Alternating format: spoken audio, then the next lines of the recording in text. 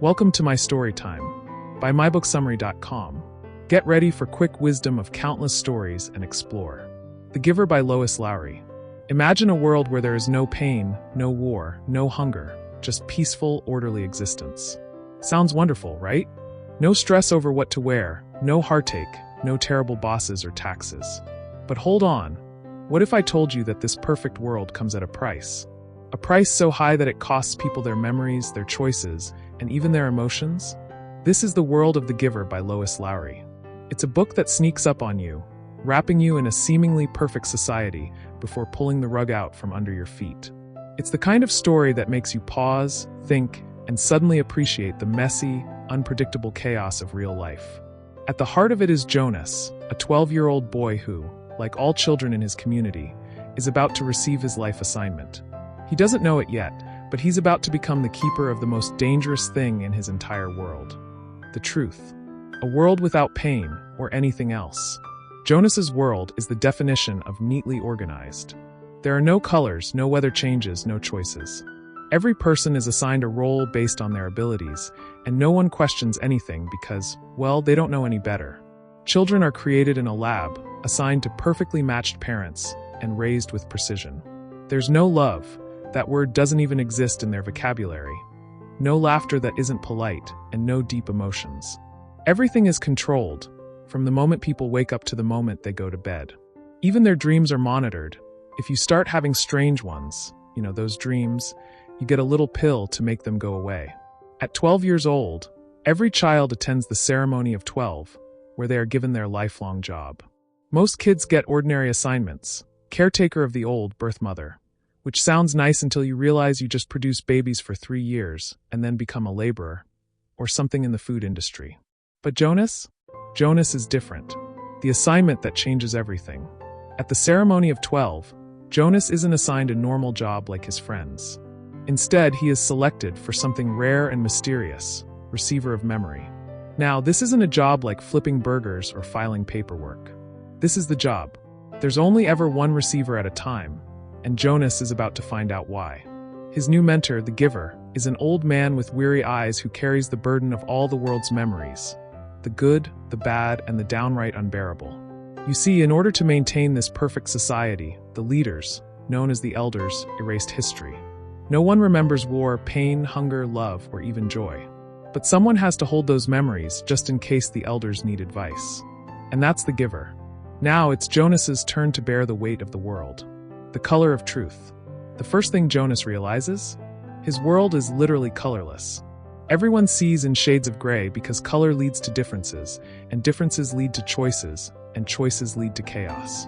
But when the Giver transfers memories to Jonas, he begins to see color for the first time. A red apple, the blue sky, the green grass.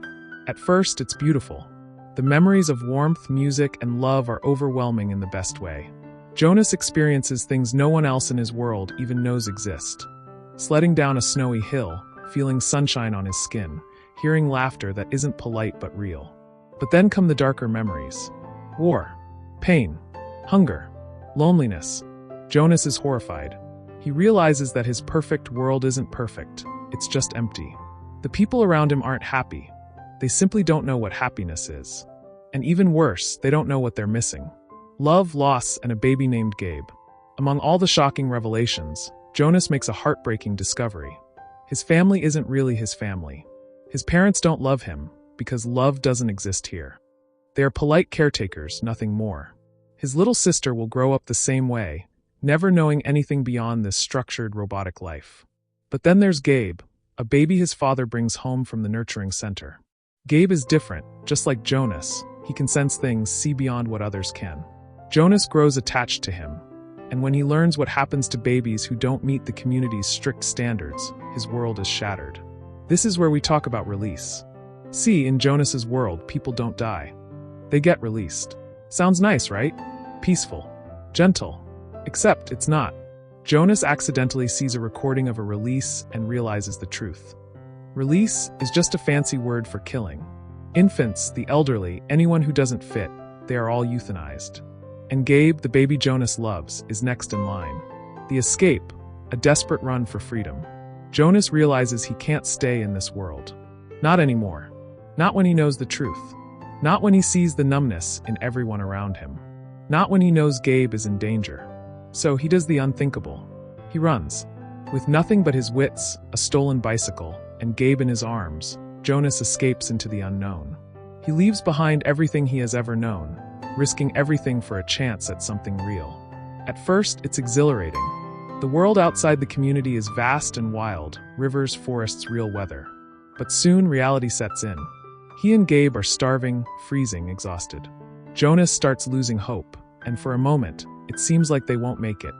Then he sees it. A sled. A hill. Lights in the distance. Music. He pushes forward, carrying Gabe, believing with every ounce of his soul that they have finally found a new world. But do they? The ending, hope or hallucination? This is where things get interesting. The book ends on a note so ambiguous it has sparked endless debates. Did Jonas and Gabe find a new community? A place where people remember and feel? Or was it all a dying hallucination, a final, hopeful dream before the cold overtook them? Lowry never gives us a clear answer, and maybe that's the point. Maybe it's up to us, as readers, to decide what happens next. Final thoughts, the power of memory and choice. At its heart, The Giver is about more than just a dystopian society. It's about the importance of choice.